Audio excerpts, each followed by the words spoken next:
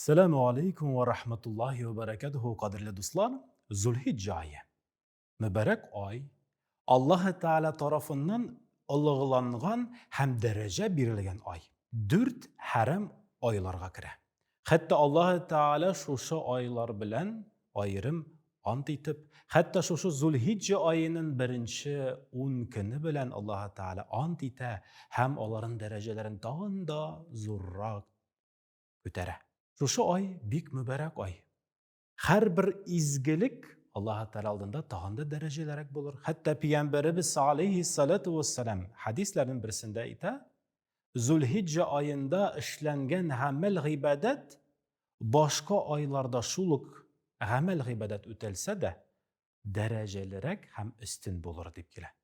Amma da lakin şuluk vakitte günah da eğer de kişi bile turib günah işlese, ol vakitte ol günah tağında ağırrak hem Allah Teala aldığında tağında yamanrak amel bulup sanalır. Şuna göre hürmetli cemaat şu Zulhicce ayında bigrek de evvelge 10 gününde Allah Teala'ga ımtılık, izgilikler, igilikler bilen yakınayırga hem şu aylarda şaşılgan izgilikler, ırlıkları bek tez jimişlerin bire başlılar. Hem şulay şaşılgan yamanlık ırlıkları da tezgine öz jimişlerin bire başlılar. Hem bigrek de Peygamberimiz aleyhissalatu vesselam hadislerin birisinde ite, şundan da Allah Teala aldığında en dereceli günler bulup sanala. Yıl devrinde en yaratkan günler bulup sanala. Şu Zulhicce ayının birinci 10 günü. Hem alimler eyteler, ne işin?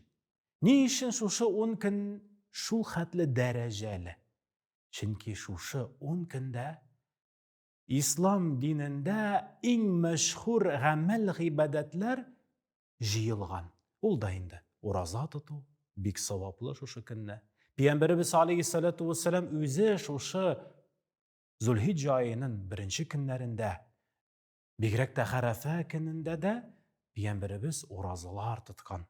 Anlarısın şulay yok namaz ibadetlerini arttırgan, tünler boyu ibadetlerini arttırıp Allah Teala'ga yakın ayırga, ımtılgan, aşkıngan. Hem işinçisi şuşu Zulhicce ayında hac hem gümre amellerin ötüler. Şuşu hac hem gümre amelleri bilen günahlardan arınalar, paklanalar. Allah Teala'ga yakınayılar. Hem Allah Teala aldığında daha da zorrak dereceye erişeler. İzgi ameller bilen. Hem şulay yok şuşu Zulhicce ayında.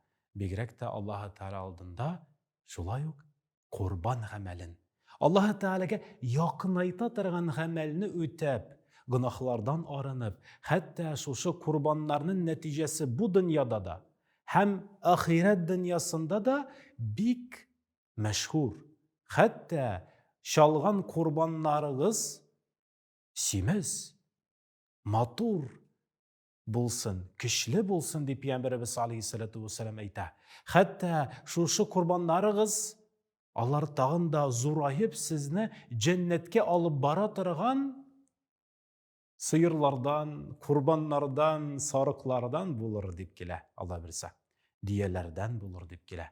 Şuna göre Allah Teala huzurunda amtılık, tırışık, aşkınlık Allah Teala aldığında şu fırsat bilen faydalanıp, günahlardan arınıp, izgiliklerini kübeytip, şu izgilikler ırlıklarını şaşıp, jimişlerine iyi bulup, Allah'ının hoş, tatlı, ballı temlerin sizip, bu dünyada hem kilesi ahiret dünyasında şatlanırga nasip eylesin barşabızga da.